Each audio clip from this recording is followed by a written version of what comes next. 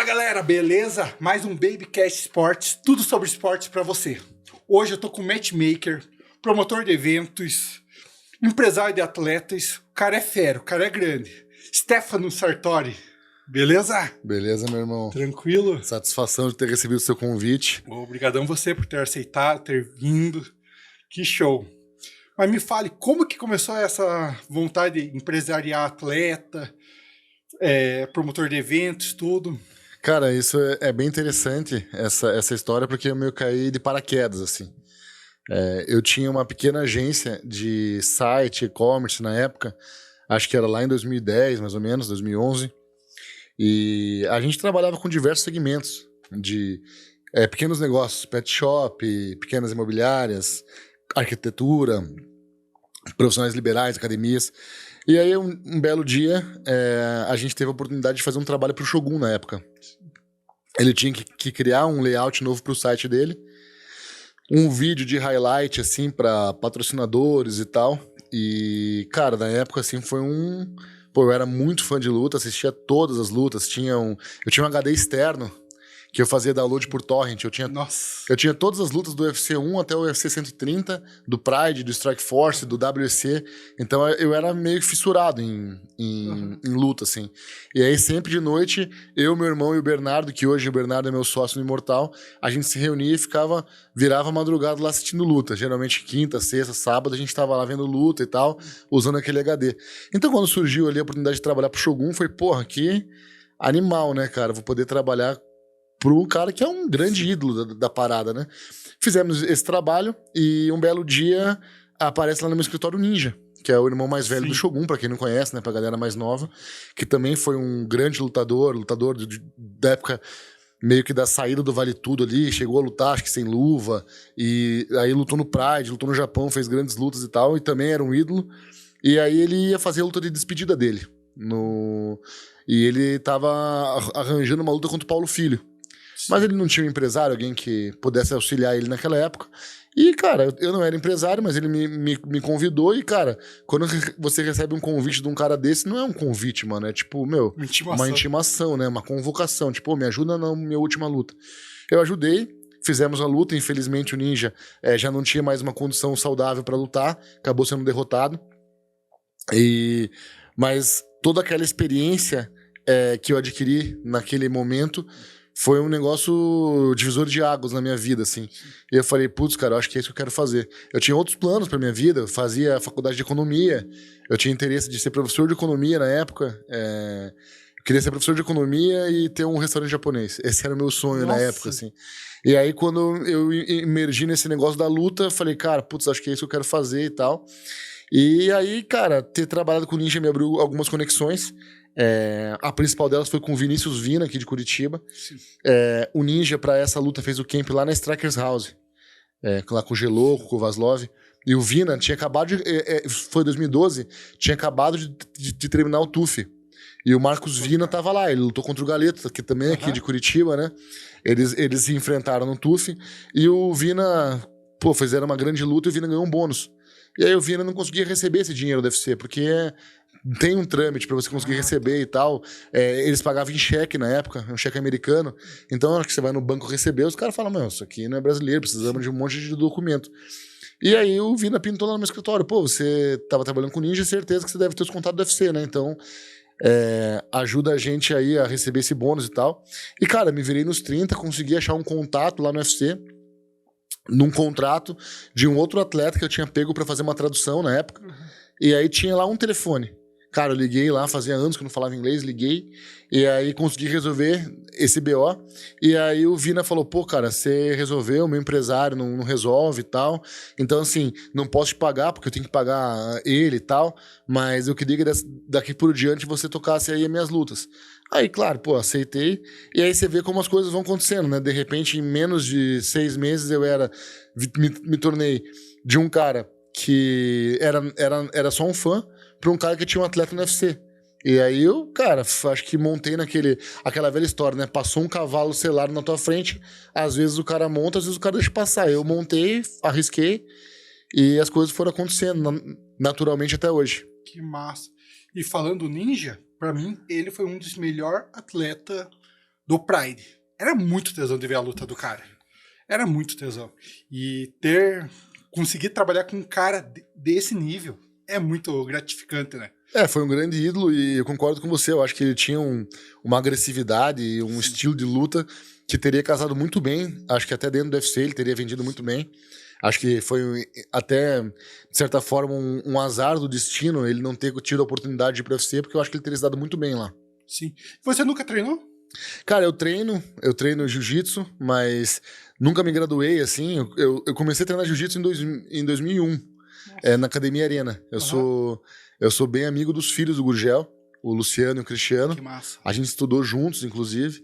Então, eu treinei ali pelo período de mais ou menos um ano, mas na minha época de infância e adolescência, eu era realmente apaixonado por futebol. Eu até, inclusive, tentei jogar o Paranaense Sub-20 de futebol e tal. Então, eu gostava muito de jogar futebol. E aí, a arte marcial eu sempre treinei, mas treinava 2 meses e falava, não, quero jogar futebol. E nunca levei a sério, né? E aí, depois que eu comecei a trabalhar com isso, tive algumas lesões jogando futebol, rompi o ligamento do ombro, quebrei a mão, tive que fazer cirurgia. E aí, eu nunca treinei, mas mais recentemente eu comecei a treinar jiu-jitsu. Tô treinando jiu-jitsu agora já faz uns 6 meses.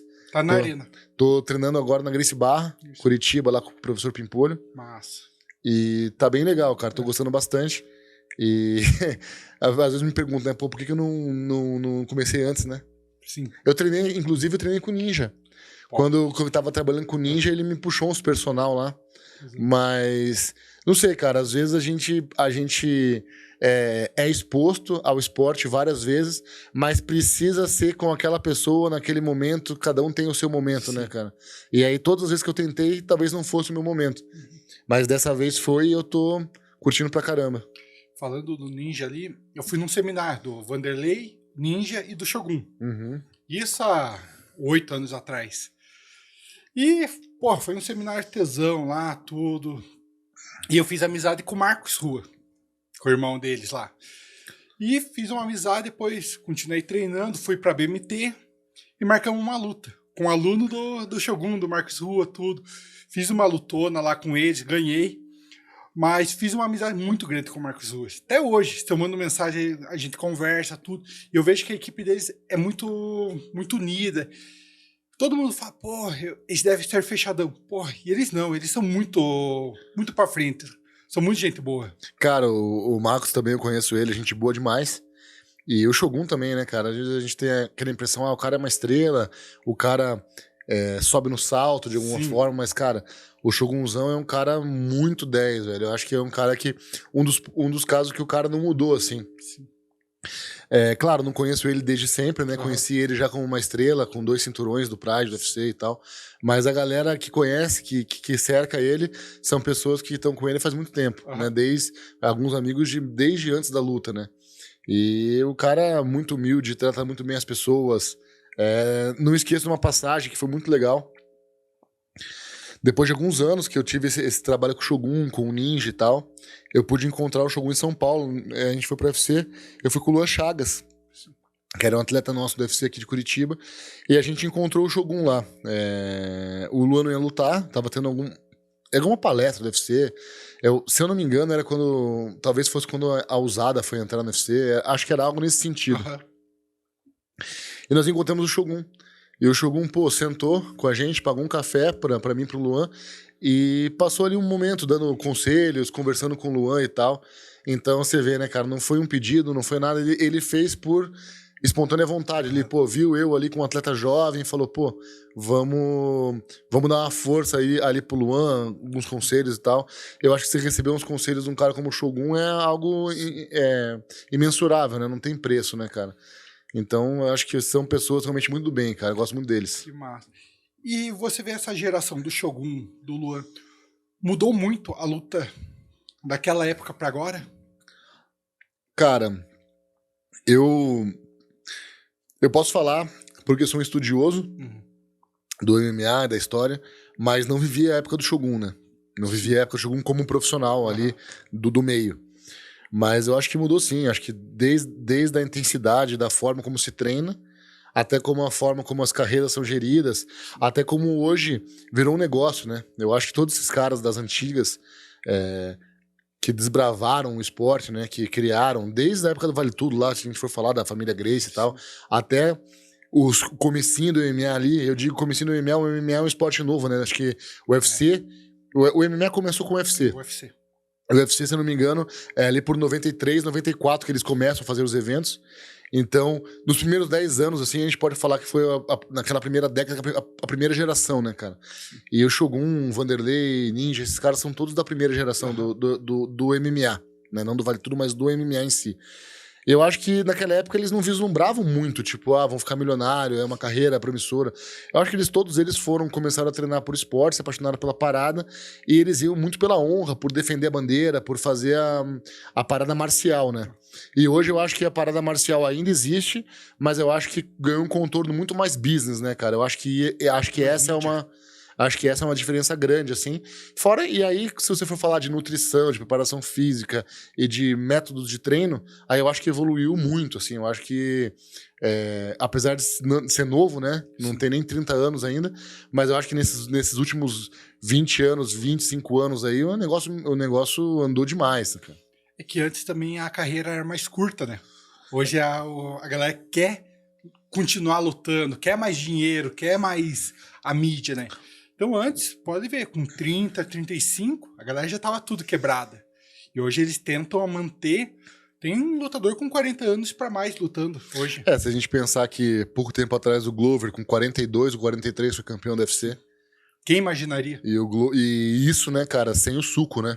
Sem o suco. Sem o suco, porque a usada, pra galera que não sabe, o UFC tem um programa antidopagem muito sério. Nos últimos anos foi feito com a usada. Estão num momento de transição, onde venceu o contrato, então eles vão anunciar uma nova agência. Mas, cara, os caras fazem teste antidoping surpresa, você estando em período de competição ou não. Então você pode estar hoje na tua casa, lutou, não tem luta marcada, os caras podem bater na tua porta às 6 horas da manhã, você tem que estar com a tua localização sempre atualizada, e os caras podem aparecer literalmente a qualquer momento, de segunda a segunda, 24 horas por dia, para coletar ali a tua urina. Então, o teu sangue, né? Tipo, vai depender muito. Então, hoje em dia, é muito difícil pro cara que é mais velho se manter. Então, quando você vê caras mais velhos se mantendo dentro do UFC, em posições de destaque hoje, tem um trabalho físico, científico, nutricional muito forte em cima desses caras. Sim. E é o que você falou, né? Eu acho que esse prolongamento das carreiras, ele vem por conta do negócio. As pessoas, os lutadores e as equipes e até o próprio evento, né? O UFC criou o FCPI, que é um centro de performance, um instituto de performance do UFC, onde os atletas do UFC que quiserem usufruir, podem ir para Vegas, eles podem treinar e ter todo o acompanhamento nutricional, fisioterapeutas e tal, dentro de uma estrutura muito top do UFC. Então, todo mundo, né, a indústria inteira, todos os players da indústria viram, esse cara não pode parar com 31, porque ele pode render tanto dinheiro como mídia e como venda de pay-per-views para a organização durante muito mais tempo.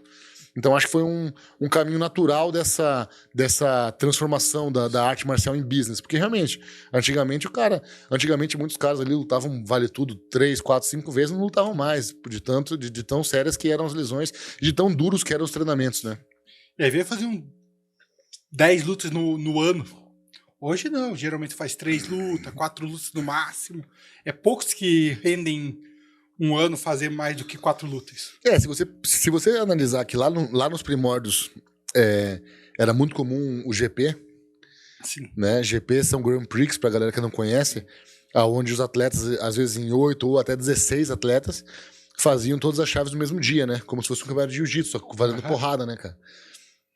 Então o cara lutava a primeira luta, se arrebentava, voltava pra segunda, se arrebentava e ainda tinha a final. Sim. Lá quando o Royce Gracie se consagrou, mas, se eu não me engano, na terceira participação dele no UFC, ele teve que parar, né?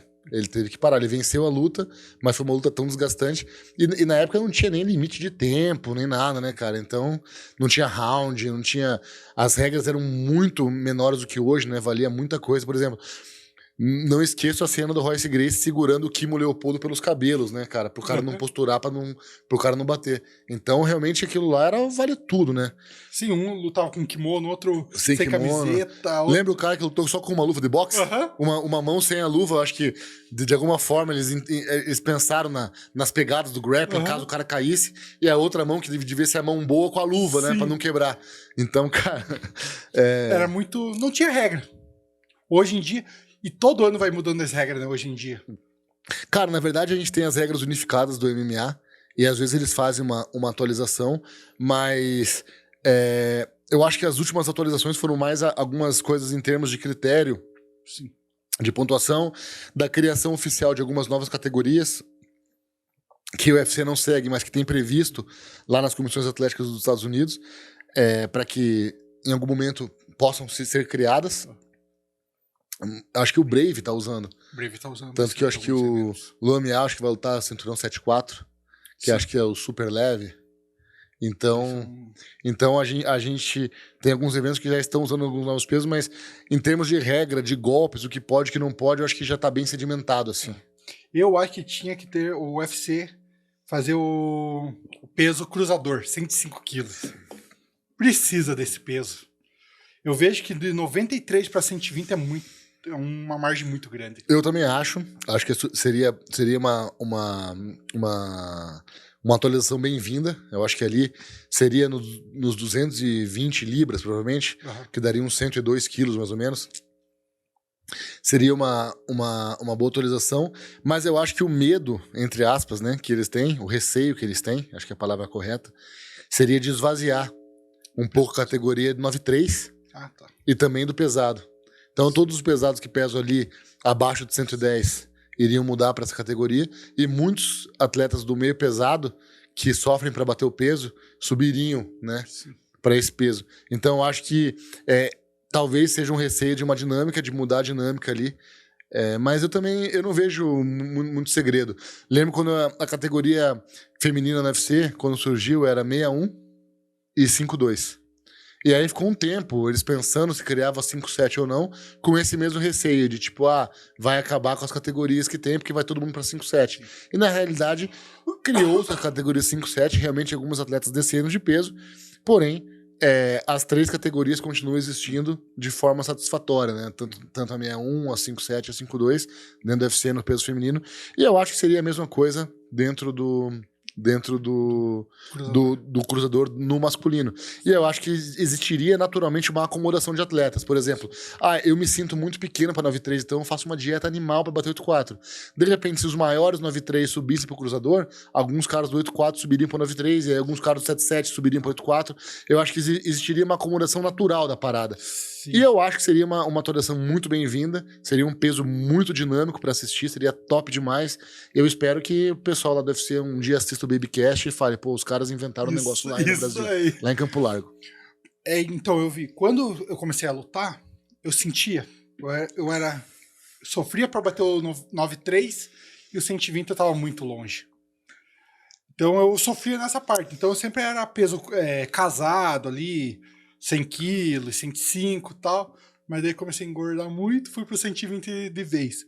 Mas esse era a minha maior dificuldade, bateu 93.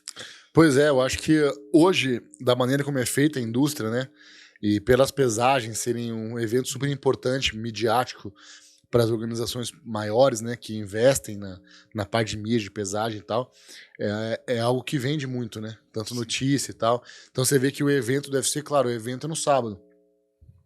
Porém, na sexta-feira, a pesagem toma conta dos noticiários já, né? Então é uma pré-venda do caramba. E aí tem as encaradas e tal, rola um entretenimento e rola muita venda no dia anterior, né? Eu acho que não tanto de gate, não tanto de bilheteria, mas mais de pay-per-views e de mídia, né? Mídia espontânea, assim. Mas esse sistema de pesagem que é feito hoje, que obriga os atletas a perderem muito peso, é algo que realmente eu acho que cansa e prejudica os atletas, né? Porque você é obrigado a baixar muito peso para você acompanhar o movimento da categoria, você não tem uma desvantagem enorme. E a performance, como fica? Acaba com a performance do cara. O cara parece que tá de ressaca no outro dia para lutar. Cara, eu vou falar para você, eu acho que isso Eu não tenho certeza, não estudo, não sou estudioso, mas eu acho que se performance melhorasse, os caras parariam de cortar peso. Eu acho que ainda dentro do MMA, 3 rounds de 5, eu acho que o cara que tá mais pesado naquela hora da grade, na isometria, eu acho que esses 5 ou 10 quilos que o cara teria de desvantagem faz uma diferença gigante, e por isso que todo mundo sofre tanto pra bater. Mas, cara, quem já viu um corte de peso de atleta, ainda mais de atleta de alto nível, sabe quão extremas são as condições e quão não saudável é isso, né, pros atletas. E a gente já teve casos de morte, né, cara? De cara morrer desidratando. E tantos casos de caras irem parar no hospital, literalmente, né? O cara tá tentando finalizar o corte de peso e o cara não consegue e vai pro hospital. É hospitalizado. Isso acontece e é rotineiro, né? Então, creio que em algum momento a gente vai ter que repensar. Eu acho que o One tá tentando fazer isso lá na Ásia. O atleta não pode desidratar, eles fazem exames da hidratação do atleta. E se o atleta bater, acho que 2 ou 3 dias o peso, sem flutuação e sem alteração na taxa de hidratação dele, ele nem precisa passar pela pesagem. Mas lá também o anabolizante é liberado, né?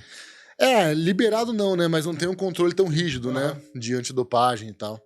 Eu acho que essa situação do anabolizante também é controversa. Por exemplo, a gente tem o Gordon Ryan, que é um cara que defende ferrenhamente o uso de anabólicos pelos atletas, né? Eu sou a favor. Porque a performance melhora. E ao mesmo tempo, por um lado, a galera tá falando, se esses caras continuarem evoluindo tanto na força, na explosão e tudo, daqui a pouco alguém vai morrer. Porque, são super-humanos, né? Eu sou a favor, porém a galera não sabe usar. Usam demais, tudo. Deveria ter um acompanhamento. Porém, muitos atletas. Como que vai acompanhar todos os atletas? Isso que é o complicado do anabolizante hoje em dia. Eu acho que por performance e até por alongar algumas carreiras, a gente teve um caso muito clássico no Brasil, né? Que a gente acompanhou, que foi o caso do Vitor Belfort. Sim. Ele não estava tomando anabolizante, mas ele estava fazendo aquela reposição hormonal. E aí, claro, né? Existe reposição hormonal, existe abuso da reposição hormonal. Exato. Né? E é difícil a gente falar se o Vitor estava fazendo a reposição hormonal ou se o Vitor estava abusando da reposição hormonal. Mas o fato é que quando ele estava no TRT, que foi uma polêmica, né? Ele era uma máquina. Sim.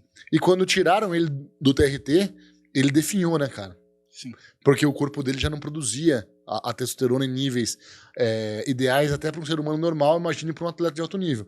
Outro caso claro foi o Pezão, Bigfoot Silva. Para quem não sabe, o Pezão tem uma disfunção hormonal, onde o corpo dele não produz testosterona no nível necessário. E quando você tira a testosterona do cara, basicamente você mata a carreira dele, né? Tanto é que ele foi um cara super competitivo, ganhou do Fero, ganhou do Overeem, ganhou de grandes nomes. E depois da saída do TRT, que ele fazia também a reposição hormonal, o Pezão nunca mais venceu uma luta, né, cara? Sim. Então, cara, é muito complicado. É uma discussão super complicada e tem argumentos válidos nos dois lados, né, cara? Não tem um certo e um errado, eu acho. Mas eu vejo hoje, a galera aqui do Brasil vai lutar na Europa. E muitos, para lutar na Europa, precisa do anabolizante, porque lá eles usam demais. Usam muito. Os caras são muito mais fortes. E aí vão lá, ganham algumas lutas, o UFC chama. Porém, eles caem no doping porque estavam usando para lutar na Europa. Depois vai ter que parar para lutar no UFC. Isso também é meio... Hoje, o que acontece no UFC é o seguinte. Quando você entra no UFC, você declara tudo que você usou nos últimos 12 meses. Então, se você tiver tomado algum anabólico, alguma substância proibida pelo código antidopagem do UFC, atualmente é usada, você pode declarar isso e você não vai ser punido. Quando você entrar, você declara o que você usou e os caras falam, beleza, essa substância, essas são proibidas, então você vai ter que ficar aqui parado dentro do pool, que eles chamam pool de testagem. Você vai ter que fazer 2 testes durante 6 meses e se os 2 testes voltarem negativos, a gente te libera para lutar. Então eles dão, vamos dizer ali, um período pro cara limpar, e aí, se ele for flagrado em algum desses exames, ele não tem nenhuma punição. Porém, o que acontece? Se você é brasileiro, né, que é o nosso caso, ou até mesmo russo, europeu, dificilmente o UFC vai te chamar pra, não, vou assinar aqui o Baby pro UFC, porque o Baby é muito bom.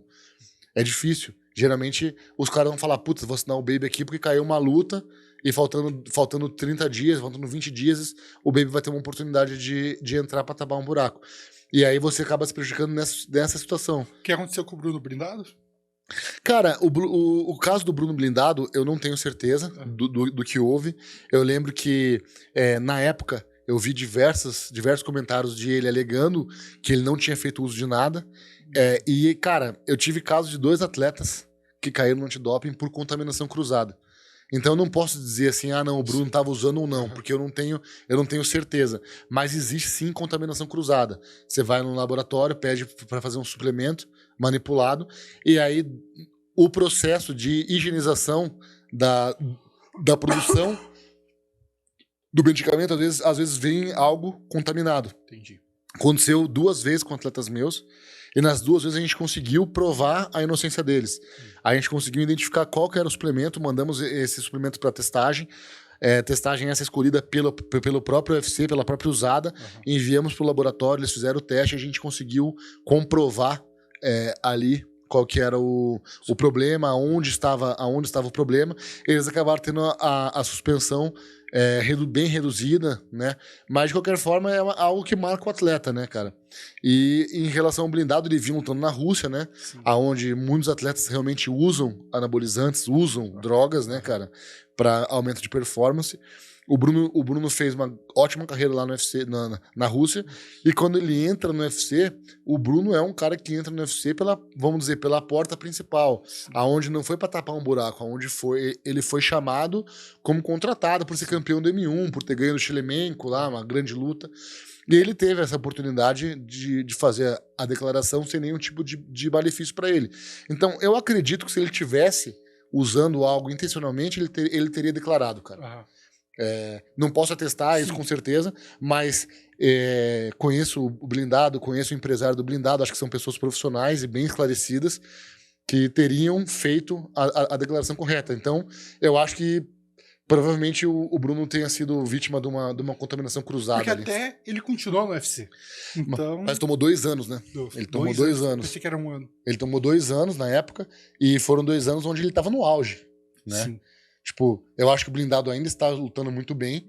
Ainda é um cara super competitivo. Venceu e perdeu dentro do UFC, porque lá dentro do UFC você luta contra os melhores. Nem sempre o jogo vai casar pra você.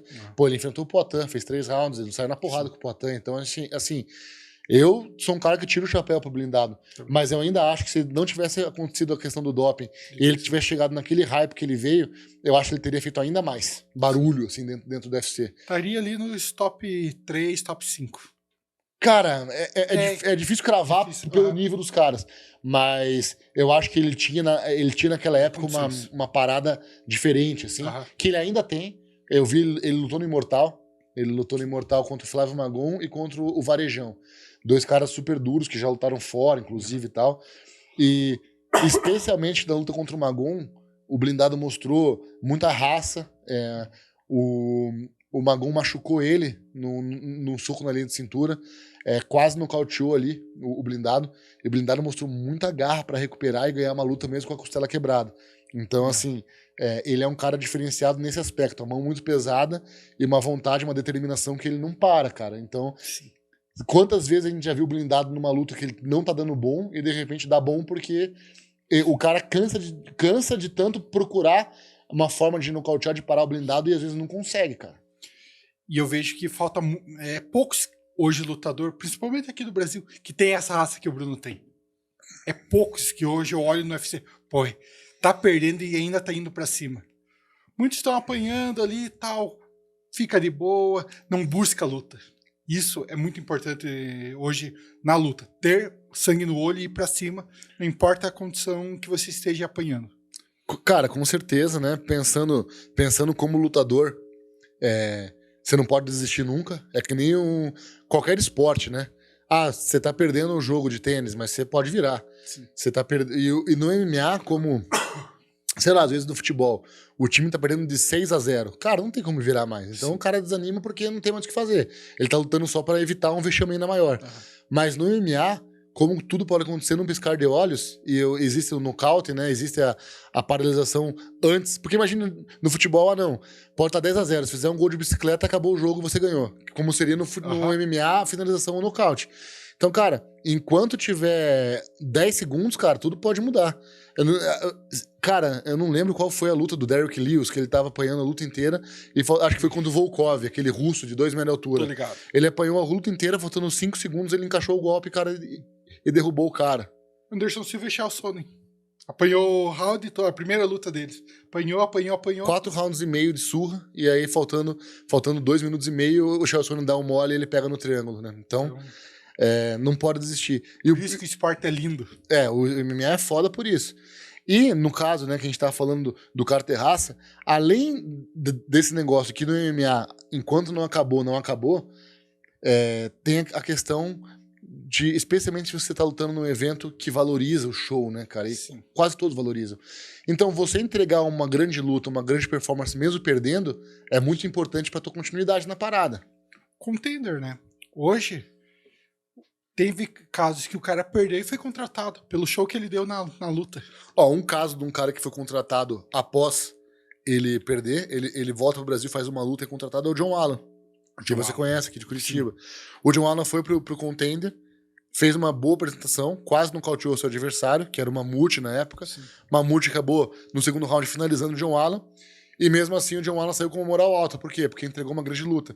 Voltou pro Brasil, fez uma vitória, os caras falaram, não, vem aqui. Pintou uma vaga, venha pro UFC. Então, cara, e aí, até dentro do UFC, porque eles analisam, né, o MMA é um esporte, mas o UFC é uma empresa. Sim. Então, o UFC e MMA são coisas diferentes.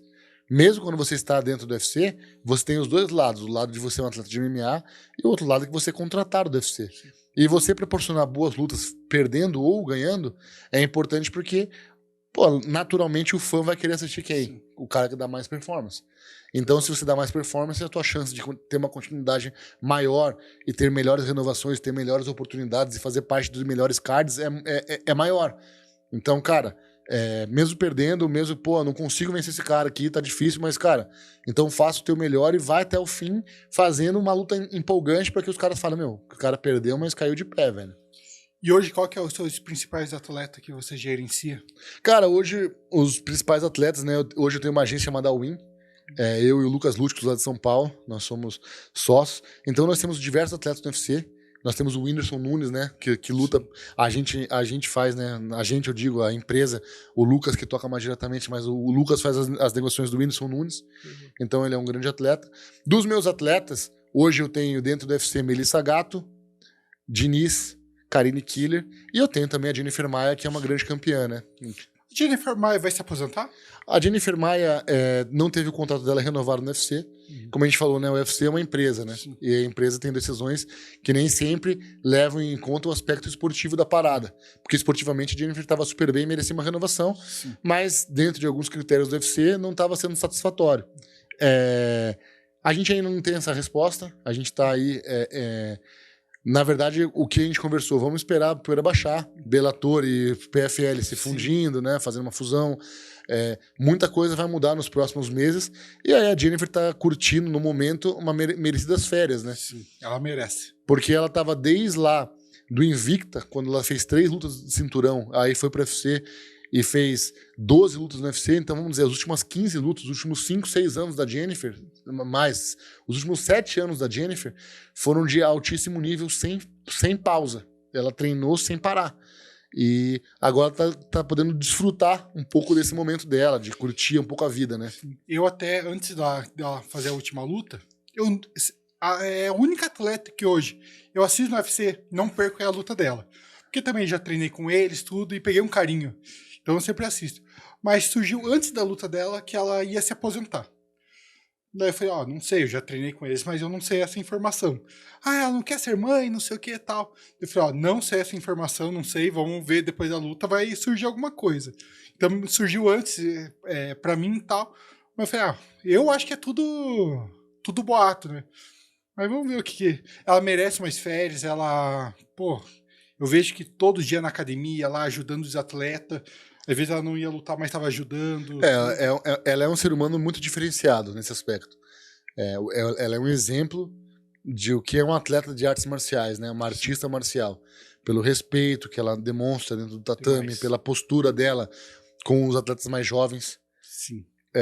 a postura dela com o monstro, que é o treinador dela, marido dela, mas a postura de respeito que ela tem com ele dentro do tatame. Então eu vejo a Jennifer como um grande exemplo. E essa situação da vida pessoal dela, eu acho que essa análise eles fazem faz tempo já. Tipo, em algum momento, com certeza, eles têm um interesse, né, natural, e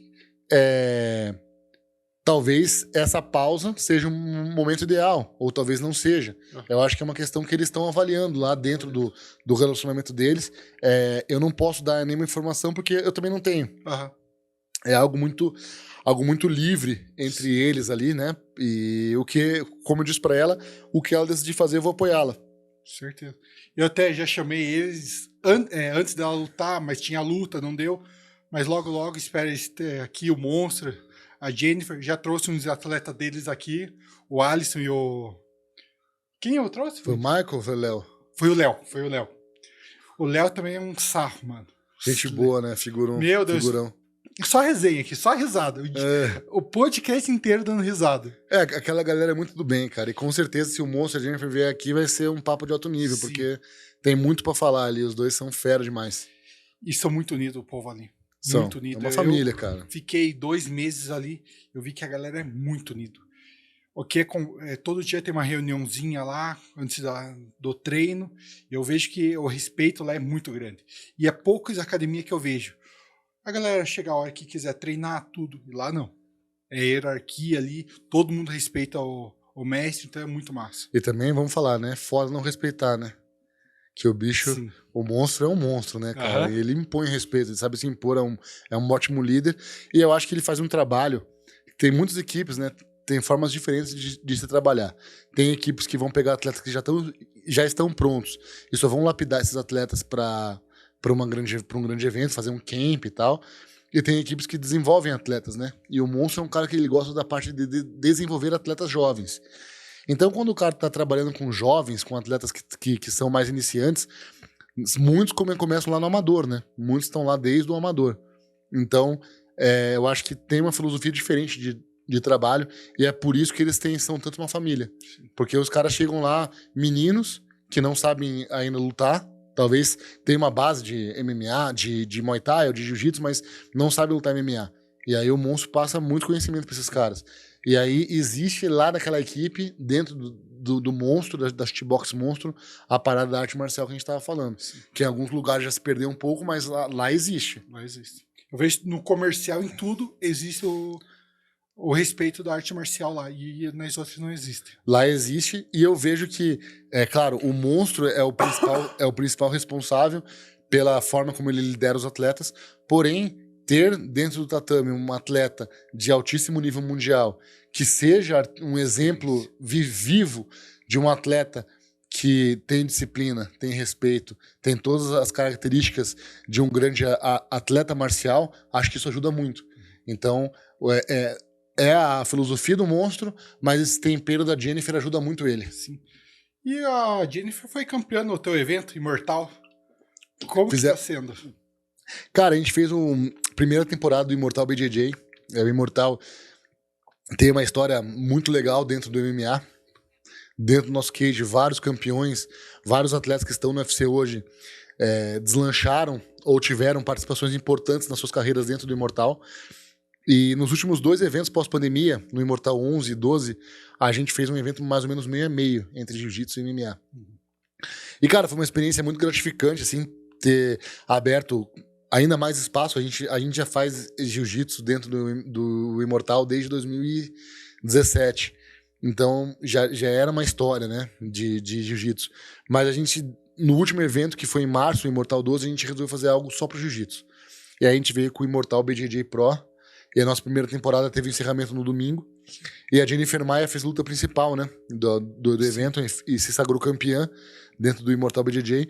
E, cara, foi uma grata surpresa, porque a Jennifer tava de férias. E eu não convidei ela pra lutar o Imortal, porque eu sabia do processo que ela estava vivendo. Eu falei, não, deixa a Jennifer descansar. E eles procuraram, falando, a Érica Almeida, ex-UFC, grande atleta de jiu-jitsu, faixa preta, casca grossa, estava classificada para a final, depois de ter vencido o Road to Imortal, que foi um qualifier que a gente fez em todas as faixas. E a Érica foi campeã. Só que a Érica foi embora do Brasil, foi dar aula nos Estados Unidos. E curiosamente, a Érica dava aula de jiu-jitsu para MMA para Jennifer. A Érica era uma professora da Jennifer no MMA. E aí, quando ela foi embora, abriu um vácuo. E aí eu acho que elas conversaram e acho que pintou uma vontade da Jennifer, né? E eu até pergunto pra ela, depois da luta, né, na entrevista, pô, campeã mundial de MMA, campeã de boxe, campeã de Muay Thai, agora campeã de Jiu-Jitsu. E eu acho que ela fez pelo amor pela arte marcial. Ela falou, pô, eu tive pouca chance de lutar Jiu-Jitsu na minha vida, eu queria vir aqui lutar Jiu-Jitsu e adicionar um grande título pra carreira dela. Então, mais um exemplo, né, vivo, né, de a pessoa que foi pra fazer um negócio pela arte marcial, né, por ser um artista marcial. Tem aquela guns de ganhar tudo. Tipo, eu quero lutar aqui o Imortal porque eu quero me testar numa arte marcial diferente, mesmo tendo menos experiência de jiu-jitsu do que a sua adversária. E o Imortal chegou esse ano e já o evento é muito massa. Eu acompanho ali tudo. Eu fui meu professor lutou lá, o Bruno, fui lá assistir ele e tudo. E chegou com tudo. Chegou com tudo, Imortal tá... Vocês estão de parabéns. E ano que vem, como que vai ser? Então, a gente tá agora nessa fase pós-evento, de começando o planejamento para o ano que vem. Realmente a primeira temporada foi um case de sucesso.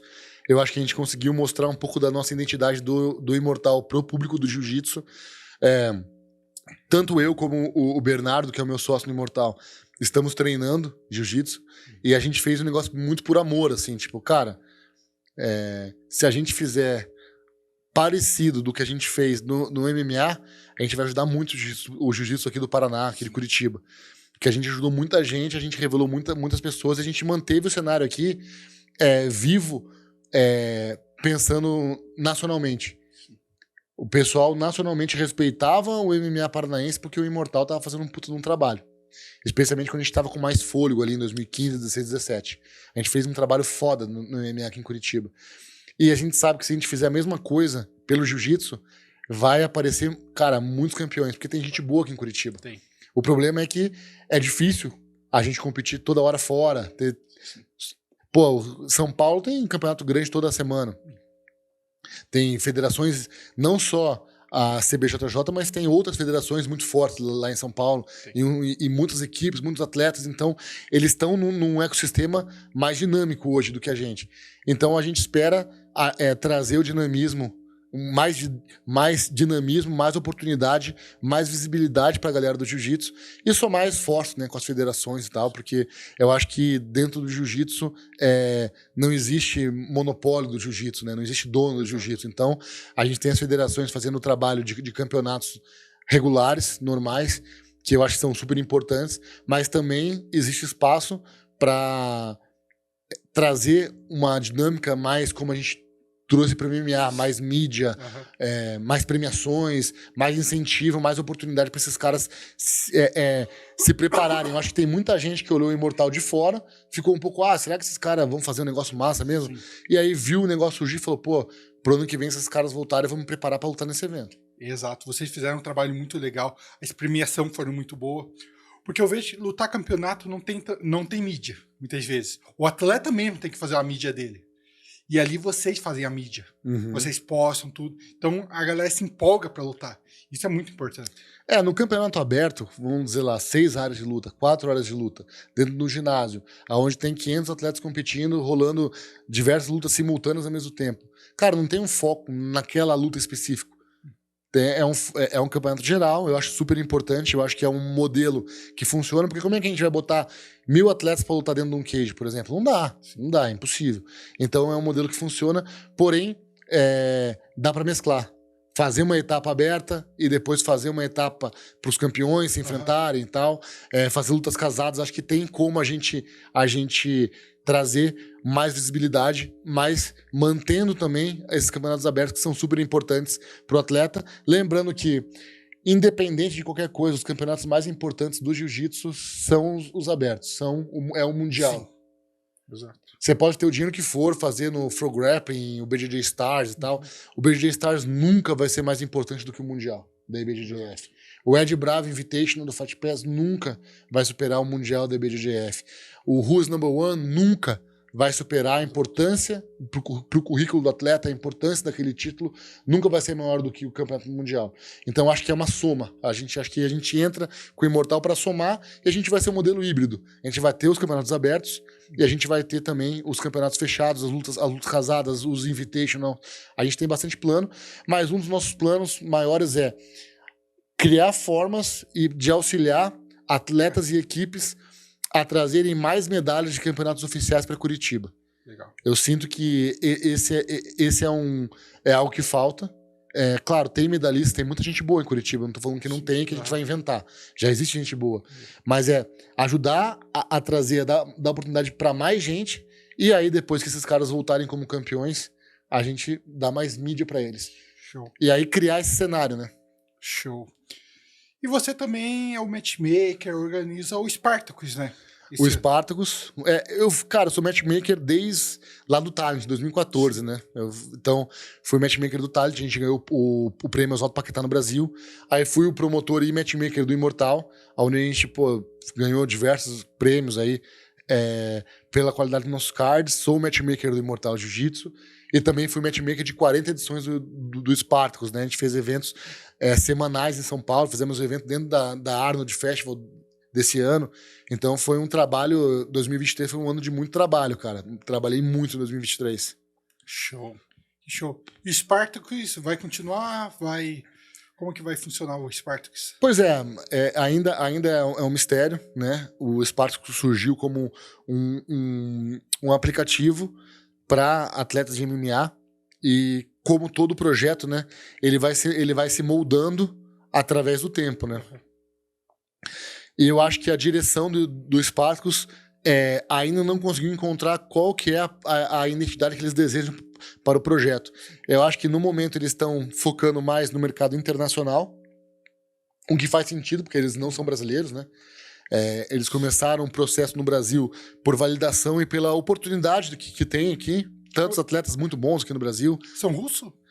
Os donos são russos, mas a empresa é americana. Então é uma globalização aplicada no mundo do MMA. Os donos são russos, um mora na Alemanha, um mora nos Estados Unidos, e a empresa é em Delaware e a operação era no Brasil. Nossa. Então você vê que o negócio, a globalização realmente existe, né, cara?